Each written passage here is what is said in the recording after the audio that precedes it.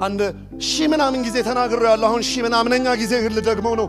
ብዙ ሶሻል ሚዲያ ላይ ምናምን ቆራርጠው እንዳያችሁት አውቃለሁ። የዛሬ ስንት ዓመት አንዲት ወጣት እኔ ማገለግልበት ጋይስ ሚኒስትሪ መጣ ላገለግል ሰኞ ቀን ከመግባቴ በፊት እፈልግሃለሁ አለችኝ። እንደው ከትምህርቱ ጋር ስለምሄድ እንጂ ያነሳሁት አብዛኞቻችሁ እንደሰማችሁ ታውቃለሁ። እኔ ከማስተማሪ በፊት ብዙ ማውራት አልችልም አልኳት። አይ ግዴታ ነው አለችኝ። ምንድነው አልኳት። ወዲያው ገና ወሬ ስትጀምርም በአንዱ ዱብ ስታደርግ እኔ በሷ እድሜ መካከል የሚጠይቁኝን ጥያቄ አብዛኞቹን አውቃለሁ። ወይ ስለጮኛ አለ ወይ የሥራ ጉዳይ አለ። ፍሬሽ ግራጁዌት ስለነበረች የሆነ ነገር ልታወራኝ ነው ብዬ አስቤያለሁ። ቶሎ ንገሪኝ አልኳት። እንደዚህ አለችኝ።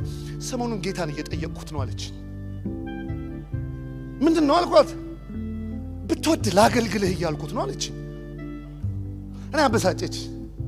ራሱም ትቀልጁ በቃ ከፈለሽ ከኛ ጋር ታገለግይም ከባህር ዳር ግራጁዌት አድርጋ ስለመጣች ከፈለሽ ደግሞ ሳር ቤቶች ሙሉ ወንጌል ላገናኝሽ እችላለሁ ሰፈርሽ ናቸው እና እንደዚህ አልኳት። ከዛ እንደዚህ ያለችን ደንግጣ እሱ እኮ ማጀስቲ ነው አለች። እሱ እኮ ንጉሠ ነገሥት ነው። አንተ እንኳን እዚህ ጋይስ ሚኒስትሪ ላይ አሁን እንደዚህ አውርቼ ቀድሜ ገብቼ አረንጓዴውን ሶፋ በዛ በኩል ቀይሬ ብጠብቅ እግዚአብሔር በሰጠ እንኳን በዚህ ስጦታ እንኳን ትቆጣ የለ ሳትነግሩኝ ትለን የለ። አሁን እንደዚህ እያወራሁ ፊት ለፊት ገብቼ ጸሎት የዛን ቀን አላስተማርኩም። ልሞት አልቅሼ ልሞት። ከዛ ገብቼ ለጉባኤው ተናገርኩ።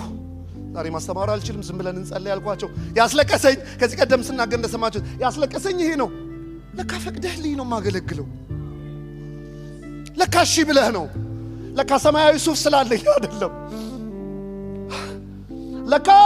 ለካ ዝም ብዬ መራመድ ስለቻልኩ አይደለም። ለካ መግለጥ ስለቻልኩ አይደለም። እዚህ ሙዚቃ የምትጫወቱ ያዩአችሁ ወንድሞቼ ለካ ተራ ወጥቶላችሁ አይደለም። ለካ ፈቅዶ ቅድም የመባቃ ሲዞር ያዩአችሁ ወገኖች ለካ ተራ የእናንተ ስለሆነ አይደለም። ለካ እሺ ሲል ነው በቤቱ ማግደግደግ።